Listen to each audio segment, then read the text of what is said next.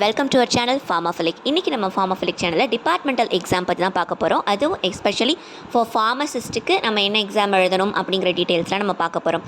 So government pharmacist ஜாபை பொறுத்த வரையும் நம்ம டிபார்ட்மெண்டல் எக்ஸாம் எதுக்காக எழுதுகிறோம் அப்படின்னா எம்எஸ்ஓ ப்ரொமோஷனுக்காக தான் எழுதுகிறோம். ஸோ எம்எஸ்ஓ ஆகும்போது நம்ம இந்த டெஸ்ட் கிளியர் பண்ணியிருந்தால் தான் நம்மளால் ப்ரொமோட் ஆக முடியும். அண்ட் அதுக்கு நிறைய இயர்ஸ் இருக்குது. இருந்தாலும் அந்த நேரத்தில் நமக்கு படிக்கிறதுக்கு ரொம்ப கஷ்டமாக இருக்கும். அதுவும் நமக்கு ஒரு ஆப்ஷன் இருக்குது, நம்ம ப்ரொபேஷன் முடிக்கணும், அந்த மாதிரிலாம் ஒன்றும் அவசியம் கிடையாது.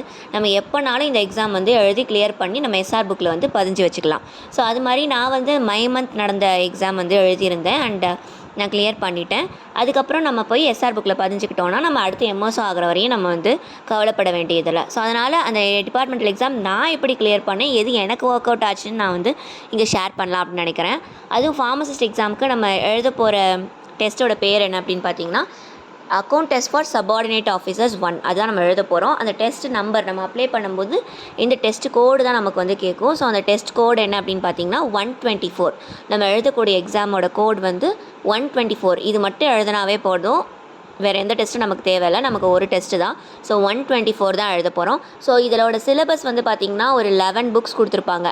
தமிழ்நாடோட அஃபிஷியல் டிஎன்பிஎஸ்சி வெப்சைட்டில் போய் பார்த்தீங்கன்னா 11 புக்ஸ் கொடுத்துருப்பாங்க. அந்த 11 புக்ஸுமே தான் அதோட சிலபஸ். அந்த புக்ஸில் இருக்க கண்டென்ட் தான் நம்மளோட syllabus. For example fundamental rules, pension rules, budget manual, இந்த மாதிரிலாம் இருக்கும் புக்ஸ். இந்த 11 புக்ஸு தான் நம்ம படிக்கணும் 124 டெஸ்ட்டு. ஸோ எக்ஸாம் 2 நாள் நடக்கும். ஸோ ஒரு நாள் என்ன இருக்கும்னு பார்த்தீங்கன்னா எம்சிக்யூ பேஸ்டு, அதாவது எம்ஆர்பியில் நம்ம எழுதணும்ல, கம்ப்யூட்டர் பேஸில் எம்சிக்யூ. ஸோ அதனால் கம்ப்யூட்டர் பேஸ்டு டெஸ்ட்டாக தான் இருக்கும். ஸோ அதுக்கு புக்ஸ் அலோவ் பண்ண மாட்டாங்க. இது வித்தவுட் புக்ஸ். அந்த ஒன் வேர்ட்ஸ்லாம் நம்ம படிச்சுட்டு தான் போய் எழுதுகிற மாதிரி இருக்கும்.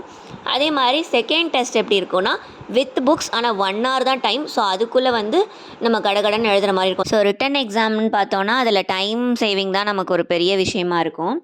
அதுக்கடுத்து இதோட பாஸ் மார்க் என்னன்னு பார்த்தோன்னா வித்தவுட் புக்ஸ் அப்ஜெக்டிவ் டைப் எழுதுகிறோம்ல, ஸோ அதுக்கு 1.5 மணி நேரம் டைம் கொடுப்பாங்க.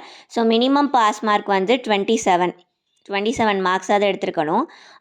ரிட்டன் எக்ஸாம் அப்படின்னு பார்த்தோன்னா நமக்கு டைம் சேவிங் தான் ரொம்ப க்ரூஷியலாக இருக்கும். டைம் ரொம்ப கம்மியாக இருக்கும்.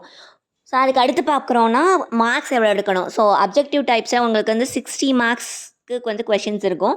அந்த 60 மார்க்ஸில் நீங்கள் மினிமம் 27 மார்க் எடுத்திருந்தால் தான் பாஸ்.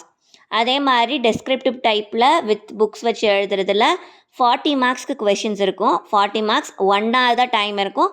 18 மார்க்காவது எடுத்திருக்கணும் to clear the exam. So இது ரெண்டும் சேர்த்து நம்ம ரெண்டுலேயுமே பாஸ் ஆகிறதா தான் நமக்கு எக்ஸாம் பாஸ் அண்ட் ரிசல்ட் வரும். இதில் நான் என்னெல்லாம் படித்தேன், என்ன பண்ணேன் கிளியர் பண்ணுறதுக்கு அப்படிங்கிறத அடுத்த செக்மெண்ட்டில் பார்ப்போம்.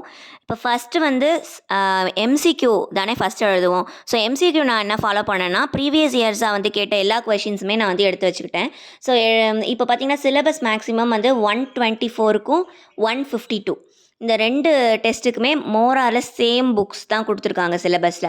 அப்போ என்ன பண்ணிக்கலாம்னா நம்ம நிறைய எம்சிக்யூ ரெஃபர் பண்ணணுன்றதுக்காக 124, 152 இது 2 பேப்பருமே ப்ரீவியஸ் இயர் கொஷின்ஸ் இருக்கும்ல.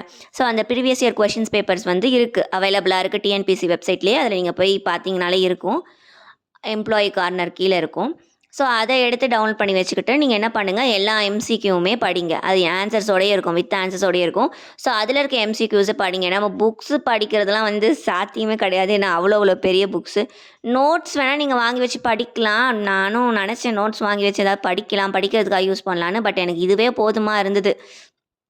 ஸோ நீங்கள் ஃபஸ்ட்டு நான் பண்ணது என்னென்னா எம்சிக்யூக்கு ப்ரீவியஸ் இயர் கொஷின்ஸ் மட்டும்தான் 124, 152 இதில் இருக்க இது வரைக்கும் வந்திருக்க எல்லா கொஷின் பேப்பர்ஸுமே இருக்கும். எல்லா கொஷின்ஸ் பேப்பருமே எடுத்து நல்லா தரவாக படிச்சுக்கிட்டேன். அப்போ தான் நம்மளால் அந்த மினிமம் மார்க்ஸ் 27 மார்க்ஸ் அதை எடுக்க முடியும். ஏன்னா மேக்ஸிமம் நீங்கள் படிக்கும்போதே உங்களுக்கு தெரியும் நிறைய ரிப்பீட்டடாக தான் வந்திருக்கும். ஒரு 5 கொஷின்லாம்னா எல்லா கொஷின் பேப்பர்லையுமே மேக்ஸிமம் இருக்கிற மாதிரி இருக்கும். ஸோ அதனால் ரிப்பீட்டடாக இருக்கிற கொஷின்ஸ்லாம் நம்ம கொஞ்சம் அட்டன் பண்ணிக்கிட்டு மற்றதில் நமக்கு பேசிக் நாலேஜ் இருக்கும்ல, அதை வச்சு நம்ம பாதி கொஞ்சம் ஃபில் பண்ணிடலாம். அப்புறம் எக்ஸ்ட்ரா மார்க்ஸ் ஃப்ளூக்கில் அடிக்கிறது கூட நமக்கு மார்க்ஸ் வரும். ஸோ அதனால் நான் இப்போ தான் ஃபாலோ பண்ணேன். ப்ரீவியஸ் இயர் கொஷின்ஸ்லாம் எடுத்து ஃபுல்லாக படிச்சுட்டு அதை வச்சு தான் எழுதுனேன் எம்சிக்யூ. ஸோ புக்ஸ் வச்சு எழுதுகிற எக்ஸாமுக்கு வந்து நோட்ஸ்லாம் சில பேர் எடுத்துகிட்டு வராங்க, அது பிடிக்க வைக்கிறாங்க. அதான் வந்து நோட்ஸ் அலோட் கிடையாது. ஸோ நம்ம எது அலோடோ அதை பற்றி பார்ப்போம். ஸோ புக்ஸ் வந்து 11 புக்ஸ் வந்து அலோடு. அது வந்து வெப்சைட்லேயே இருக்கும், அதை நீங்கள் டவுன்லோட் பண்ணிக்கலாம், PDF ஃபார்மில் இருக்குது. ஸோ அந்த புக்ஸில் வந்து பார்த்தீங்கன்னா 11 புக்ஸ் நம்மளால் எடுத்துகிட்டு போய் தேடிட்டு இருக்க முடியாது. ஸோ அதனால் நான் வந்து ப்ரீவியஸ் இயர் கொஷின்ஸ் எல்லாமே அனலைஸ் பண்ணி நம்ம 20 மார்க்கா 18 மார்க், அப்போ 20 மார்க் எடுக்கிறதுக்கு எத்தனை புக்ஸ் எடுத்துகிட்டு போனால் கரெக்டாக இருக்கும் அப்படின்னு பார்த்ததுல எல்லா கொஷின் பேப்பருக்குமே செட் ஆகிற ஒரு 5 புக்ஸ் நான் வந்து சூஸ் பண்ணி வச்சேன். ஸோ அந்த 5 புக்ஸ் என்ன பண்ணி பார்த்தீங்கன்னா நல்லா நோட் பண்ணிக்கோங்க. Tamil Nadu financial code volume 1, Tamil Nadu treasury code volume 1, fundamental rules, Tamil Nadu pension rules, Tamil Nadu budget manual. So இந்த 5 புக்ஸை வந்து நான் டோட்டலாக வந்து எடுத்து வச்சுக்கிட்டேன். ஸோ இந்த 5 புக்ஸ் வந்து எடுத்துகிட்டு போனதே எனக்கு வந்து எல்லா கொஷினுமே மேக்ஸிமம் அட்டன் பண்ணுறேன். ஒரு கொஷினை தவிர எல்லா கொஷினுமே அட்டன் பண்ணுறதுக்கு எனக்கு வந்து ஹெல்ப்ஃபுல்லாக தான் இருந்தது. அதுக்கப்புறம் சம்ஸ் பார்த்தீங்கன்னா சம்ஸும் கேட்பாங்க. இல்லை சில வருஷங்களில் வந்து சம்ஸ் வந்து டோட்டலாக அவாய்ட் பண்ணிட்டு வெறும் தியரி மட்டுமும் கேட்டிருந்தாங்க. பட் எனக்குலாம் சம்ஸ் 2 சம் வந்து 2 சம்மே நான் அட்டன் பண்ணியிருந்தேன்.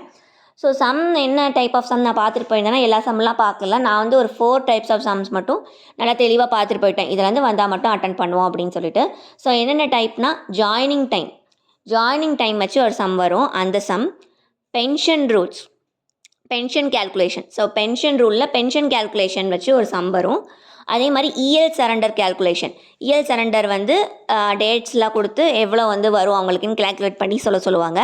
ஸோ அந்த இஎல் சரண்டர் கேல்குலேஷன் சம். அப்புறம் பே ஃபிக்ஸேஷன், அதாவது இன்க்ரிமெண்ட்டு அதில் ப்ரொமோஷன் இதெல்லாம் ஆனாங்கன்னா எவ்வளோ வந்து பே வந்து வரும் அப்படின்னு அதுக்கு ப்ரீவியஸ் பே கொடுத்து வந்து கேட்பாங்க. ஸோ பே ஃபிக்ஸேஷன். ஸோ இந்த 4 சம்ஸ் அப்புறம் இந்த 5 புக்ஸ் இது மட்டும்தான் நான் பார்த்துட்டு போயிருந்தேன் நம்மளோட ரிட்டன் எக்ஸாமுக்கு. ஸோ என்னென்ன sum? Pension sum, EL surrender, pay fixation, joining time. So இந்த 4 சம்மு, அதுக்கப்புறம் வந்து அந்த 5 புக்ஸு. இதில் வந்து நம்ம கொஞ்சம் தேடி எடுக்கிறதுக்கெலாம் கஷ்டமாக இருக்கும். ஸோ அதுக்காக நம்ம என்ன பண்ணிக்கணும், கொஷின்ஸை பார்த்து இந்த கொஷின்னா இப்போ எந்த புக்குன்னு நமக்கு தெரியணும், இந்த டாப்பிக்லாம் எந்த புக்கில் வருதுன்னு தெரியணும்ல. ஸோ அதுக்காக ப்ரீவியஸ் இயர் இருக்க கொஷின்ஸ் எல்லாத்தையுமே புக்ஸ் எடுத்து புரட்டி பாருங்கள், எந்த இடத்துல இருக்குது எங்கே இருக்குது அப்படின்னு சொல்லிட்டு புரட்டி கொஞ்சம் பார்த்தா தான் நமக்கு ஐடியா இருக்கும். இந்த புக்ஸ்லாம் வந்து இந்த டாபிக்ஸ்லாம் கவர் ஆகுது, இந்த புக்கில் இந்த டாப்பிக்கில் கவர் ஆகுதுங்கிறத மைண்டில் செட் பண்ணுறதுக்காக கொஷின் பேப்பர் வச்சு நீங்களே வந்து எடுக்க முடியுதா தேட முடியுதான்னு வந்து பாருங்கள். அப்படி ப்ராக்டிஸ் பண்ணிட்டு போனால் தான் அங்கே நீங்கள் டக்குன்னு எடுத்து ஸோ இந்த கொஷினாக இது கண்டிப்பாக பட்ஜெட் மேனுவலில் தான் இருக்கும் அப்படின்னு சொல்லிட்டு எடுத்து நீங்கள் எழுத முடியும். இல்லைன்னா ரொம்ப கஷ்டம், தேடுறதுக்குள்ளேயே நமக்கு டைம் போயிடும். இப்போ பென்ஷன் சம் ஒன்று கேட்குறாங்கன்னு வச்சுக்கோங்களேன், மினிமம் 15 மினிட்ஸ் ஆகிடும். கேல்குலேட்டர் அடவுட் தான் இருந்தாலும் நீங்கள் அந்த ஸ்டெப்ஸ் போடுறதுக்கு மினிமம் 15 மினிட்ஸ் ஆகுதுன்னு வச்சுக்கோங்க. மிச்சம் இருக்கிறது 45 மினிட்ஸ் தான். அதில் மொத்தமாக தேடுறதுக்கே ஒரு 15 மினிட்ஸ் ஆகிடும் எல்லா கொஷினையும் தேடுறதுக்கு. அப்போ வந்து ½ அன் ஹவர் மட்டும் தான் இருக்கும். ஸோ அதனால் ஃபஸ்ட்டு வந்தோடனே கொஷின் பேப்பர் வந்தோடனே என்ன பண்ணிவிட்டேன், என்ன சம் எழுத போகிறேன்றதை பார்த்துட்டேன். அதுக்கப்புறம் மிச்சம் இருக்க கொஷின் ஒரு 4 கொஷினுக்கு நான் ஃபஸ்ட்டே வந்து இந்த புக்குன்னு சொல்லிட்டு எனக்கு ஞாபகம் இருக்கிறத எழுதி வச்சுட்டேன். இது மாதிரி பட்ஜெட் இது வந்து பட்ஜெட் மேனுவலில் இருக்குது, இதில் இருக்குன்னு எழுதி வச்சுட்டேன். அதுக்கப்புறம் டக்குன்னு என்னால் எடுத்து எழுதும்போது கரெக்டாக இருந்தது எனக்கு. ஸோ அவ்வளோதான், இதை வச்சு தான் நான் வந்து இந்த எக்ஸாம் வந்து கிளியர் பண்ணேன். ஸோ இதை தொடர்ந்து வந்து நான் சம்ஸும் வந்து பென்ஷன் சம் இதெல்லாம் வந்து நம்ம சேனலில் போகிறனால நம்ம சேனலை வந்து சப்ஸ்கிரைப் பண்ணி ஃபாலோ பண்ணுங்கள். உங்கள் ஃப்ரெண்ட்ஸ் டிபார்ட்மெண்டல் எக்ஸாம் எழுத போகிற உங்கள் ஃப்ரெண்ட்ஸ்க்கும் ஷேர் பண்ணுங்கள். தேங்க்யூ.